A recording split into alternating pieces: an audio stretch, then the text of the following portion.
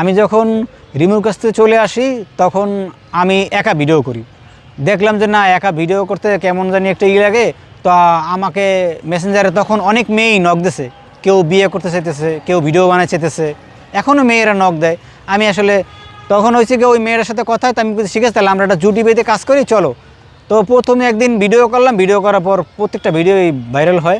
পরবর্তীতে কই ঠিক আছে তাহলে তুমি আমার সাথে একদম পার্মানেন্ট থেকে যাও, জুটি হিসেবে কাজ করো। তো আমার সাথে প্রায় 3 মাসের মতো কাজ করছে।